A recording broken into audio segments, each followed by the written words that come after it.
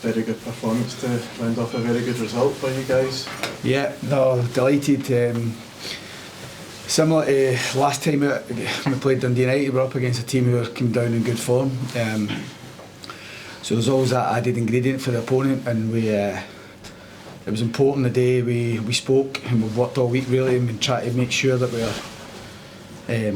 trying not to let them enjoy the game, try and get after them, don't try and upset their rhythm, don't let them come here and try and play their natural game, which I thought we did, but equally we wanted to be more effective than them with the ball, and I thought when we turned over possession time and time again, which we did a lot at McDermott when we played them last time out, but we never had the quality to go and get that first goal.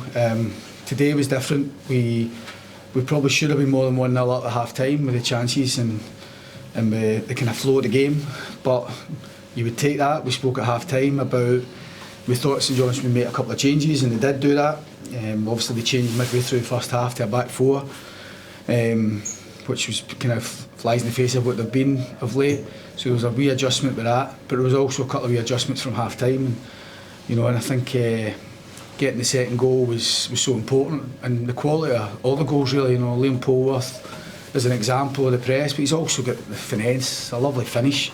We see that day in day out in training, the quality, and it was a lovely calm finish when we needed calmness at that moment. Fraser Murray, not only was he a top contributor today and a top performer, he also has the end product with the goal. It's a magnificent free kick. And the last goal, Bobby's a lovely finish. It was a good move. We go from side to side a couple of times. We get 4 on the last line, 2 centre halves on the two strikers on the 2 centre halves.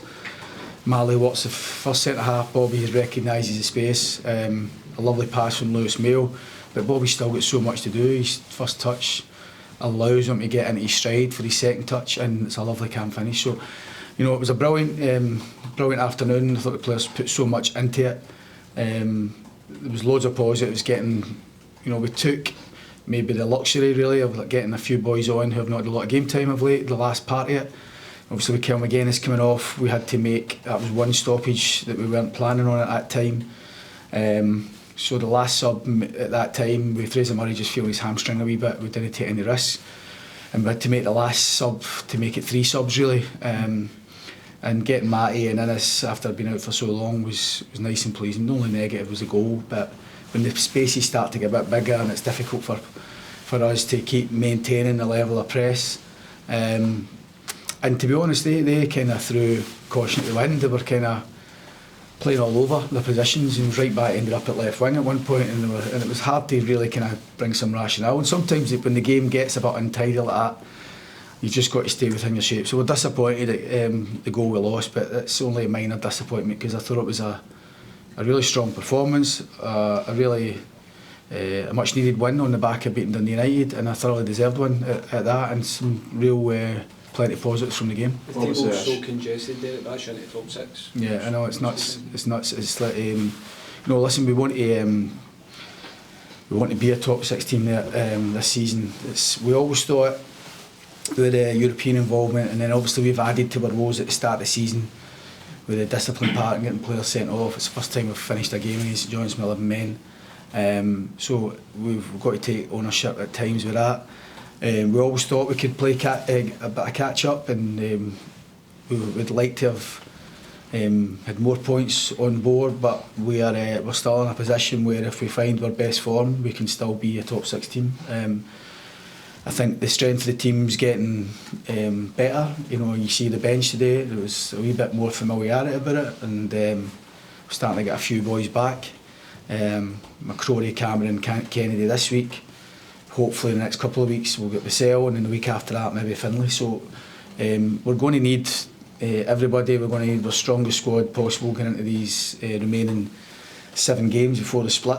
But wins like today does us no harm, but it is so tight, nobody's getting carried away. The league table could change tomorrow so quickly, and there's nothing between so many teams. Obviously we're just trying to concentrate on ourselves and take care of our own business, and I think if that's for me is always the best way to look at it, and not be too hung up on what else is happening.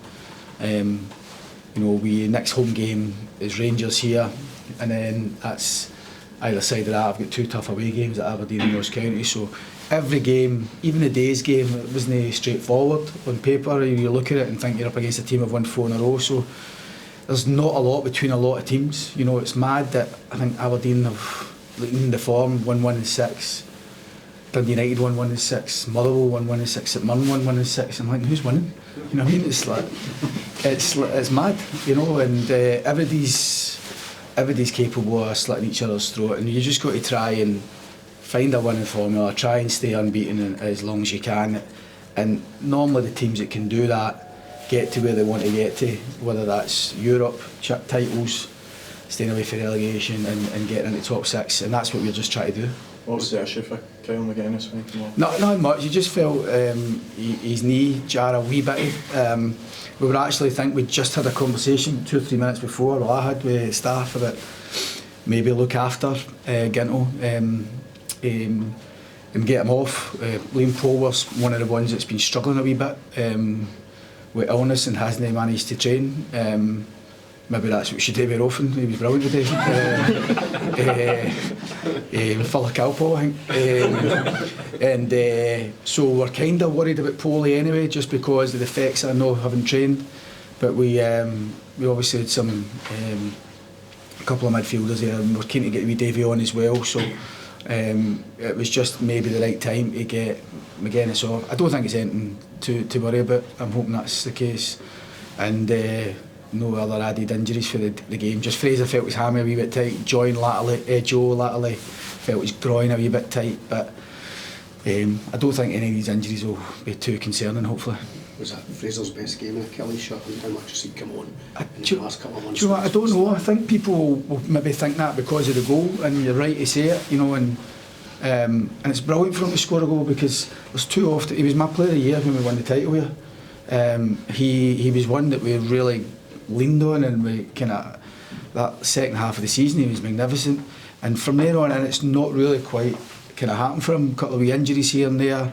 The former Matty Kennedy last season and the beginning of this season, because I think Fraser can play both sides, but he's definitely more effective from the left, and but I also think he can play in a central role as we did against Motherwell. So I think when he's in that sort of frame of mind and that form, you just need to find a place for him in the team. And I think when he's in such a good place as he is, confidence is so key, but the confidence of fitness as well and getting a run in the team. So I accept that he's getting the benefit of getting that run in the team, and he just needs to keep doing what he's doing.